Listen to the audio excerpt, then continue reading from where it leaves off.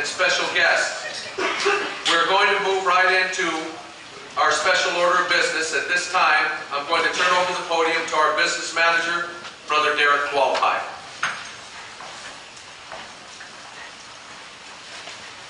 Good evening, brothers and sisters and special guests. Before we bring Gavin up, I want to take this quick opportunity to take you all back to our last general election. When I stood up here last February and I reported to this body which politicians we were going to support, and all of you unanimously agreed that the candidates I said would be there for labor were there for us. We came out victorious on our local elections, but unfortunately did not do the same for the office of the President of the United States. A troubling percentage of 24% of this membership voted for Trump, with the GOP pushing legislation to right to work prevailing wage laws across the United States. The Republican agenda is to make labor the new villain. It is already happening in the East Coast and making its way here. While it is your right to vote for whoever you want in a presidential election, understand that there are irreversible consequences that we will all have to endure when we don't stand together. You know, currently living in California is like living in a protected bubble. We're truly insulated from the rest of the 49 states. And I could go on and on and on how that's true. I'm sure most of you know. In 2013, Governor Jerry Brown signed Senate Bill 54. It is by far the most important single piece of legislation to affect this local union and its membership. And I speak selfishly when I say this local will live or die on SB 54. It is crucial that we put a governor in there that will protect Senate Bill 54 and the skilled trades, men and women of this local union. That person is unequivocally Gavin Newsom. Of all the candidates that are in the race for governor in 2018, not one of them has ever stood with labor. Not one of them has ever been on a picket line. I'll remind you, in 2004, during the strike of the hotel workers on a dozen San Francisco hotels, Gavin Newsom joined SEIU union members on a picket line in front of the West End Hotel, St. Francis.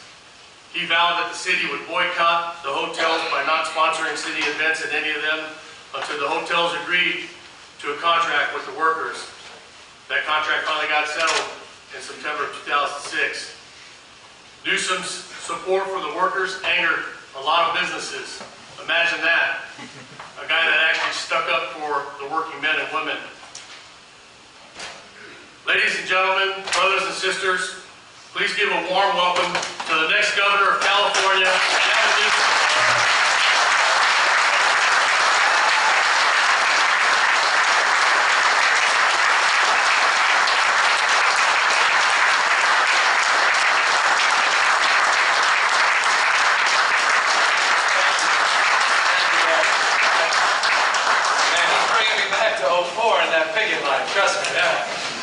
There's still residual evidence from that moment, but I'm very grateful, Derek, for the introduction, and all of you, thank you for the warm welcome, and thank you for the privilege of a few moments of your time. And let me just extend my admiration to your local for your faith, devotion, and constancy and stewardship for not just your members, but for labor throughout this region, this state, and this nation, that I can assure you, it's not an exaggeration. Look to you for leadership. Look to you to mark to the market. Look to you for the kind of demonstrable results that you have delivered over and over again. What Derek said is spot on.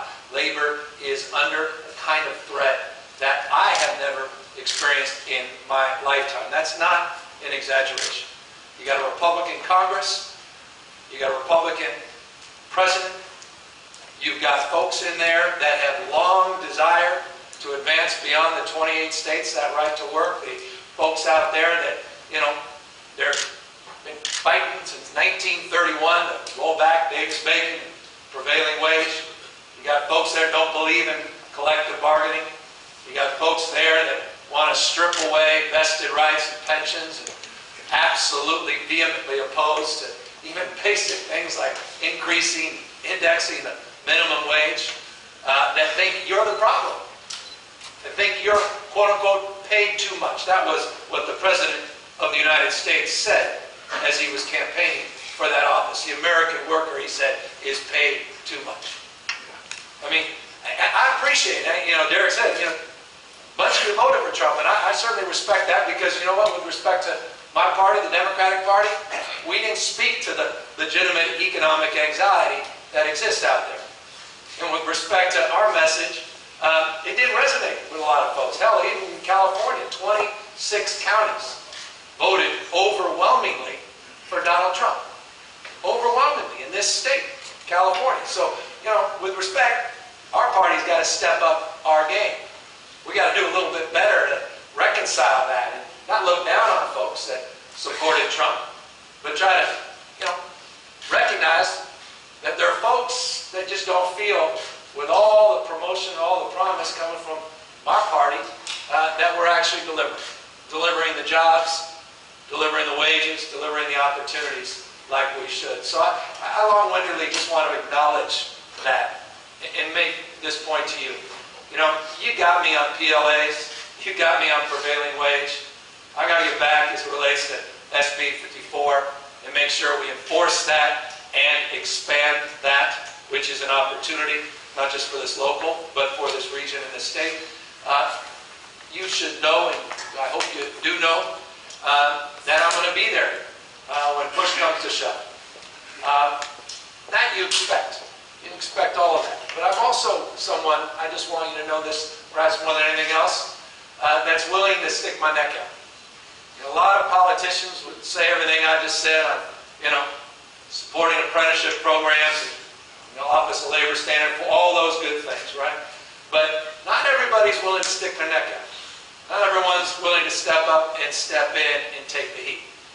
And I just hope, you know, you don't have to agree with me on everything, and I can assure you, I know everyone in this room doesn't agree with me on everything. You know, I was a two-term mayor. Not easy to be mayor of a town like San Francisco. And, you know, not everything went swimmingly when I was mayor. But at least you know where I stand. I'm not one of those guys that says one thing in private, another in public. Worse, I'm not one of those that say one thing here in this Union Hall and another at the California Chamber. I'm not someone who waits around for public opinion polls to shape where I stand on issues. You know, in 2004, Derek's reminding me, you know, I stood there on the steps of City Hall and started marrying, God bless, same-sex couples, 4,036 from 46 states and 6 countries, because with all due respect to my party, they were waxing on about equality, but they weren't necessarily delivering on that message. That took I took a lot of heat for that back then. Again, a lot of heat in my house. My dad was none too pleased. Said, "Can't you just call that something else?" I wasn't necessarily there, but you know, we stepped up, we stepped in.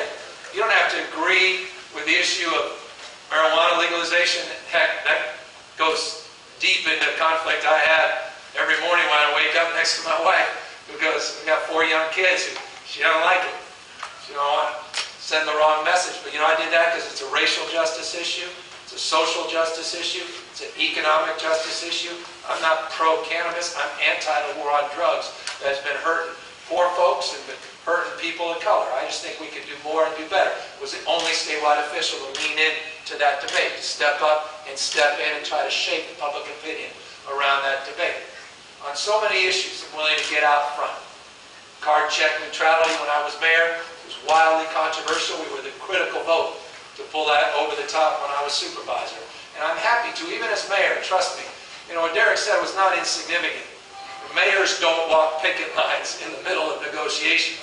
And by the way, the hotels were hugely supportive of my candidacy for mayor, but they were screwing their workers. And when at the end of the day, push comes to shove, you can't do that. And I'll happily stand and walk shoulder to shoulder, side by side with men and women that are working in those hotels any day of the week against those multinational corporate interests that were there trying to fleece them and take advantage of them, who locked them out during the winter of 2004. And I just want to say that to make the point. When push comes to shove, and you guys need that from a governor that's willing to get out there, walk the line, has your back, I want to just promise you I'll be there. Let me just close with two quick things. I think the issue of our time is the issue of social mobility. I think the issue of our time is the fact that we're living in two different worlds in the same state. The richest and the poorest state. 24% of Californians living below the poverty line. 8 million folks in this state living below the poverty line. A quarter of the children in this state living below the poverty line. I'm passionate about growth. I'm passionate about the private sector. By the way, I'm the only candidate for governor. It's actually created jobs. I have close to 1,000 employees, 23 small businesses. I'm pro-job, but I'm pro-growth and inclusion. And that's the missing piece, that's the missing ingredient, I would argue, in this state and in this country. We've got to mind that gap. And only because I'm Lieutenant Governor of Jerry Brown, I'll quote Plutarch. Any of you who know who Plutarch is, I'm impressed. He's a historian that was born about 2,000 years ago. And he warned the Athenians, an historian, almost 2,000 years ago, said the imbalance between the rich and the poor is the oldest and most fatal ailment of all republics. The imbalance between the haves and the have-nots is the oldest and most fatal ailment of all republics. Fast forward to today, what is referred to by Alan Kruger as economists as the Great Gatsby curve. 6 Walmart heirs that have as much wealth as 40% of Americans. Just 6 heirs to Walmart. As much concentrated wealth as 40% of America. It is simply not sustainable. And this state needs to address that in a meaningful way. And long-windedly, this is something I grew up recognizing, grew up understanding, that speak from my grandfather and from my dad himself. You know, it was labor that brought us the middle class. It was unions that brought us the 40-hour work week. Hell, unions brought us weekends. They brought us health and safety codes. They raised wages not just for their members. You raise wages for folks outside of these union halls. We're all better off when we're all better off. There's no leak on your side of our boat. We rise and fall together. The antidote to the cynicism out there, the antidote to the anxiety and the consternation that we're all feeling about politics today is in this room and union halls all up and down the state and across this country. Labor is the antidote to this gap. You are the solution and the answer to the middle class. You are the solution to the issue of lack of social mobility. And this is something we need to remind folks every single day. We can't just remind folks when we're under threat of these principles. These need to be communicated day in and day out, up and down the state and across this country. And California has a unique responsibility to lead, not just play defense, not just to be the resistance, but to lead in this country as we always do at our best. As California goes, you know this, so goes the nation. We set the standard. We raise the bar. Again, I will close. The world looks to you, looks to us, to see that we can live, advance, and prosper together across every conceivable difference. And they look to the labor movement in this state to, I think, avail themselves to the opportunities across the rest of the country. And so I just want to say how honored I am to have had your support in the past, how honored I am to have your support today, and how I look forward to working with you every single day, not just through this campaign, but hopefully with a successful 4-year, hell, 8-year term as your next governor. Thank you, guys, very much.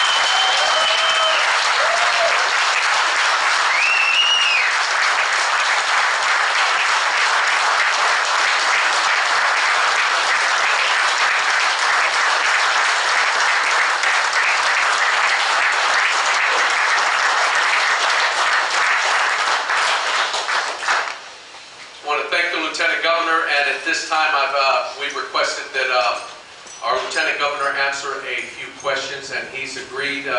First speaker the chair will recognize is from Brother Juan Moreno. All right, bring it on. It's Raider Niners, I'm a Raider.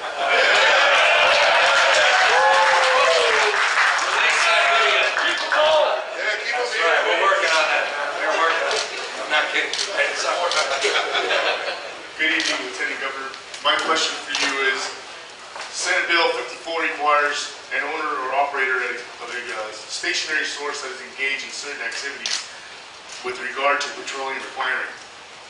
Like the 4 facilities in our jurisdiction to hire contractors or employees, of which at least 60% of the journeyman workforce has graduated from state-approved apprenticeship programs. If you are elected governor, will you stand behind maintaining and enforcing the bill to hold the refiners accountable to the law? And will you work to expand these requirements to cover chemical plants and facilities that incorporate large volumes of hazardous materials in their manufacturing processes? Yeah, the answer is yes and yes. And let me just amplify, that I appreciate, Derek, the magnitude and the significance for you of that achievement and what the governor did, what was in 2013.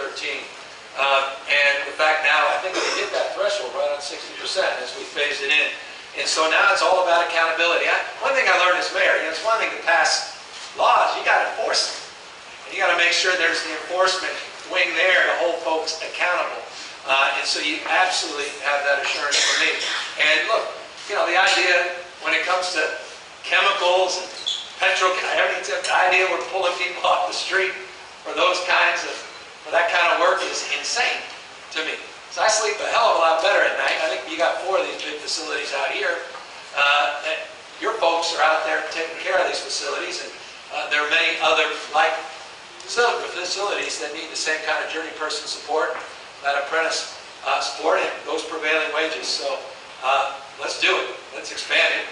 Let's find opportunities to make this a minimum expectation as we move forward and advance the opportunities, not just for our members, but for our community to be a safer community at the same time. Next question. Question number 2, the chair will now recognize Brother Gavin Reed. Thank you, Mr. Lieutenant Governor, for coming down and speaking to us tonight. Recently, there was a large project at the Tesla plant in Fremont, California. It was discovered during the project that Tesla brought over 200 foreign workers on H-1B visas to build a spray booth facility, a facility typically built by local qualified building trades manpower. Furthermore, these workers were not covered by these types of visas. Where do you stand on utilization of H-1B visas and foreign workers displacing skilled union workforce that has been performing work at this specific facility for over 60 years? Yeah, even under the terms of H-1B visas, that's illegal. What Tesla did was illegal. And they try to hide behind it, with all due respect, by saying they contracted that out and they were unfamiliar with their own contractor, which, with respect, doesn't pass muster. And we know this abuse of the H-1B visa program exists not just out here, but frankly all across the country. The whole idea of the H-1B visa is to replace folks that otherwise don't exist. The last thing we want to do is bring foreign workers to substitute for highly skilled and highly qualified individuals and displace them. So that's not what the H-1B visa program was designed to do. The law is pretty crystal clear. They cannot do that. Tesla was in violation of the law. The contractor was held accountable. I know there's still litigation related to some of the individuals, and that's just something we have to enforce, and we have to hold companies accountable for abusing them. Just unacceptable. And so, no, we're all very familiar with what happened over there. It was well publicized, and we've got to make sure that something like that doesn't happen again. That's right. Amen. Thank you. Thank you. Thank you. The next question, the chair will now recognize Brother Darrell Barcy.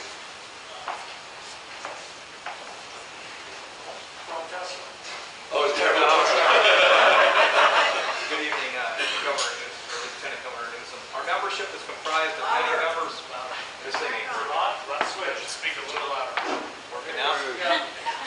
Our membership is comprised of many members that hunt for sport and shoot guns for recreation. Where do you stand on this issue? Yeah, I'm a hunter, but I'm mostly a bow hunter. Apologies. Folks, I grew up, well, my dad lives in Placer County. I grew up half my life, divorced family in Placer County, Auburn, in a small town, Dutch Flat. A very young kid, had a BB gun, a pellet gun, and a .22. I married into a big hunting family. Got married in Montana. My daughter's name is Montana. We're out there every couple months in the Bitterroot Valley. Every October, deer hunting, bow hunting. I love skeet shooting. I support the Second Amendment, but I also support background checks. I support common sense gun safety rules and regulations, and was involved in I know, very controversial initiative, Prop 63, that requires ammunition to be treated the same way we treat guns. It's just an interesting fact. A gun has never killed anybody unless it's used as a blunt instrument. It's a gun and ammunition that make a weapon deadly. Right now, as you know, California has for a quarter of a century background checks on guns. But anyone today can go to a local Big 5 Walmart and get unlimited rounds of ammunition.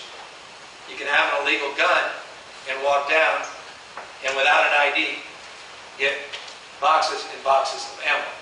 By the way, try to go to CVS, where I just was, down the block, and try to get sued for that.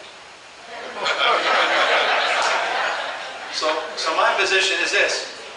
I just believe, people that are dangerously mentally ill, people with felonies on their record, as it relates to guns, it should also relate to ammunition. That said, I certainly respect that people are concerned about it. We carved out at shooting ranges that requirement, and we carved out a lot of other exemptions for law enforcement and others in order to be sensitive to legitimate concerns about overreach. But that's my position. I have no ideological opposition to guns. I just believe in gun safety. I believe in some common sense as it relates to background checks. I know we already have a ban on the sale and manufacture of large capacity magazines.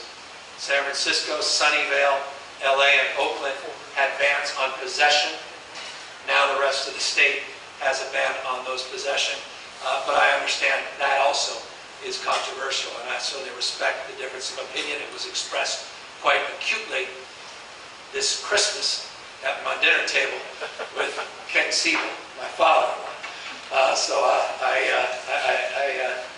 appreciate the arguments on all sides, but that's where I stand on the issue. Thank you. Thank you, sir. The next question, the chair will now recognize Brother Dave Hurwat. By the way, I'm a lousy bow hunter, for what it's worth. It's a hard sport. That's a whole other conversation. Lieutenant Governor Newsom, thank you for coming down to speak with us tonight. Appreciate that. My question is, the new administration in Washington, D.C. appears to have its sights set on organized labor, with legislation being introduced for national right to work and a repeal of Davis-Bacon protections, along with the president appointing an individual to head up the Department of Labor who would rather install robots at his business than to pay a living wage to employees. That's true. How do you plan to protect the interests of working men and women in California from this onslaught? Well, we got to step up and step in. Look, one of the things we do really well in California is we've led internationally, not just nationally, on issues like low carbon, green growth, being on climate. We've signed 165 MOUs with jurisdictions around the rest of the world. I'd like to see us demonstrate that same kind of leadership on other issues, not least of which on the rights of labor, the working folks. We've got to punch above our weight. And California, look, we're the 6th largest economy on planet Earth, $2.44 trillion a year economy. And we need to lead. We need to step up and step in and shape this debate and not react to what's going on, but try to shape the debate in anticipation of these threats. The right to work stuff, with all due respect, and excuse my language, kind of pisses me off. Because of the Orwellian nature of it. There's nothing about the right to work. It's denied. Anyone has the right to work. I even hate referring to it in that frame. All it is the right to allow freeloaders. You collectively bargain, everyone gets the benefit, but you don't have to pay. We got to start reframing these debates, and the idea that we've allowed right to work to persist. I ask the average person, they say, what's wrong with right to work? Should everyone have the right to work? They don't know what the hell they're talking about. Because we haven't explained it. And so again, it's just about leadership and about leaning in. It's about explaining. There's a study, I don't know if you saw the study, I'd be shocked if you guys did, but it just came out last year at the end of the year. They did a deep dive study the last 40 years in America and said if we had the union representation in this country that we had in 1979, just interesting, 1979, that non-union wages would be on average $2,700 higher in this country. That's how critical the labor movement is to everybody in this nation. We'd be so much better off than we are. Now, we're not talking enough about that. And so these are ways we need to lead. And the Democratic governor from the state of California has a unique opportunity and a bully pulpit to get on that national stage and make the case for working men and women, and make the case for labor unions, large, small, all across this country. And that is exactly why I'm leaning into this race and enthusiastic about the prospects of winning this race, because I am all about leading and stepping up again and stepping into these frays and these big debates. And you want resistance to Donald Trump. Boy, bring it on, Donald. I cannot wait to be there in 24 months taking that oath of office with him as president trying to attack this state. We're going to push back in very aggressive ways, I guarantee you.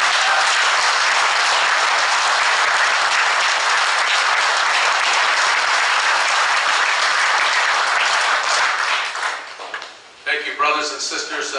Because of Lieutenant Governor Newsom's busy schedule, this will be the last question of the night for him. The chair will now recognize Brother Keith Blevins. Good evening, Lieutenant Governor. Yes, Keith. Healthcare costs are on everyone's minds these days. Most everyone agrees that the Affordable Care Act is not the best way to control the costs while providing world-class health care to our citizens. What do you see the state of California implementing towards that end? Could California adapt a single-payer system to lead the way? I love the question because, boy, it's right, it's front and center, as you say in the question. So here's a couple thoughts. You know, it's an interesting fact. This came out of a study at UCLA. We spend over $1 billion a day on healthcare in California. $1 billion a day on healthcare.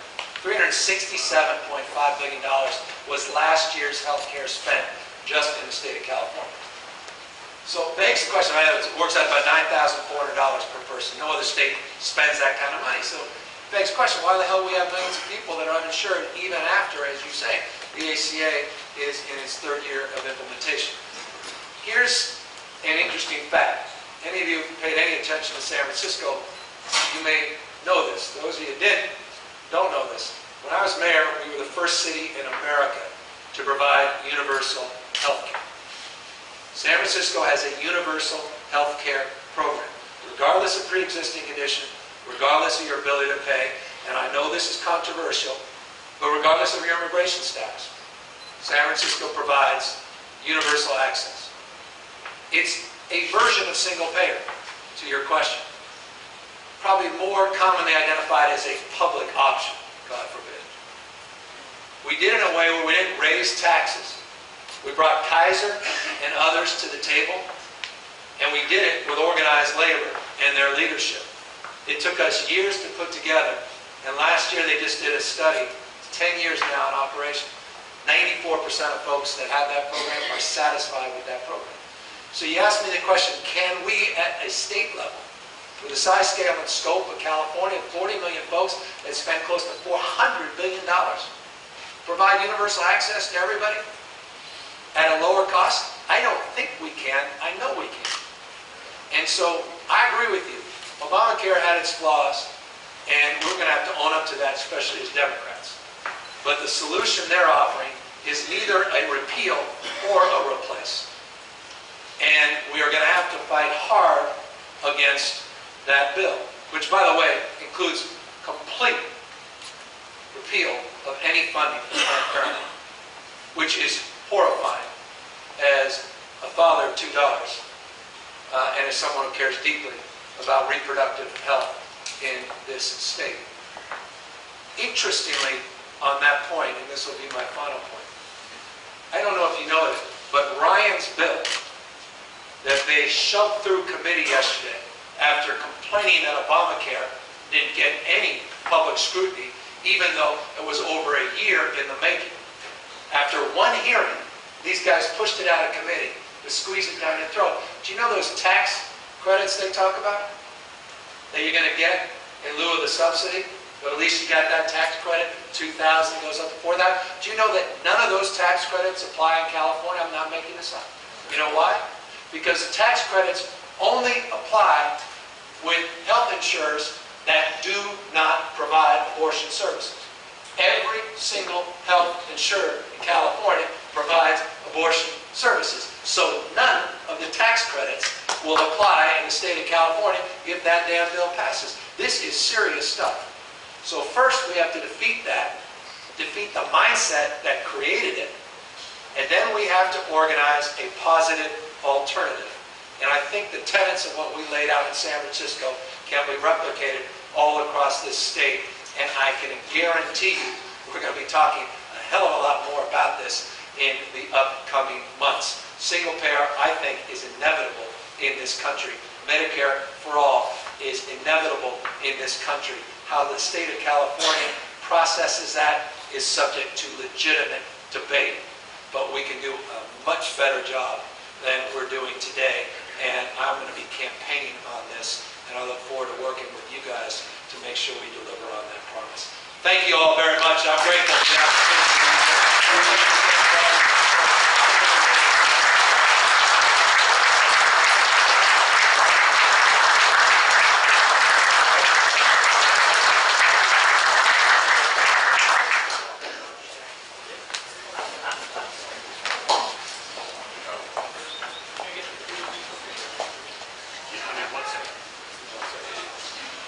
Everyone can sit down real quick. What I want to do is I want to share with Gavin before he leaves here and really get him to understand that it takes a lot of time to convince a body that has such diverse opinions and ideas to get behind that right candidate. And I had an opportunity to let Gavin know that this membership unanimously voted to support his candidacy for governor. And Gavin, you know, it's no easy task. It takes a couple of months to actually do this. And so we put together a resolution. We're not going to be handing him a heavy perpetual plaque that he has to take with him on the plane, but I do want to share with Gavin the words that we put together and really where this membership stands. I know you know already, but it's important that we say this. Resolution 1607, Newsom for Governor of California. Whereas the next major political campaign season of the state of California is underway, and whereas the office of governor has extreme importance in the fortunes and direction of labor throughout our great state, as well as our nation, and whereas Lieutenant Governor Gavin Newsom has been a leading proponent for the working men and women of the state during his entire political career, and whereas organized labor needs political leaders like Lieutenant Governor Newsom, who have consistently stood with workers in the fight for better wages and working conditions. And whereas UA Local 342 wants to further our success throughout our jurisdiction by supporting those who support our causes. And whereas the list of potential candidates for the next governor in the state of California is growing day by day. Therefore, be it resolved that UA Local 342 go on record as supporting Lieutenant Governor Newsom in his quest to become the next governor of the state of California in the election to be held November 2018. And be it further resolved that the business office of UA Local 342 establish and maintain a relationship with Newsom for Governor of California campaign staff.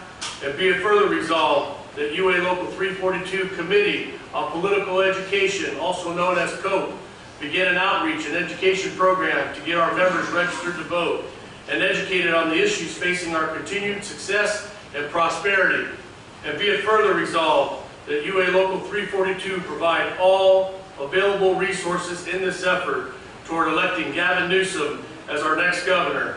And finally, be it resolved that this resolution be submitted to the California State Pipe Trades Council at the next conference in Long Beach, California in May of 2017 for consideration and adoption by the delegates of the California State Pipe Trades, fraternally submitted, and I'd like the following members to please stand. Robbie Nash, Jay Timmons, Aubrey Van Buren, Matt Haddich, Mark Lopez, George Kites, and Steve Eckley. Lieutenant Governor Newsom, I like that resolution. I appreciate it. we are behind you.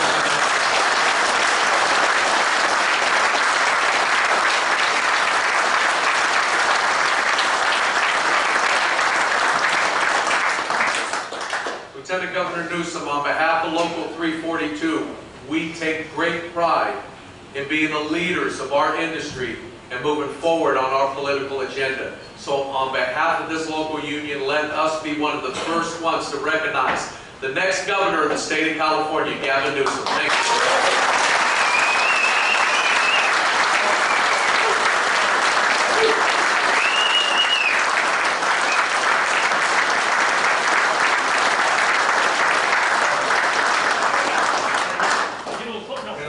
No, you're fine. Just, you got a gap between you. Never go wrong with the American flag in the back. No, that's true. Take half a dozen. Look at me, not her. Maybe good luck her.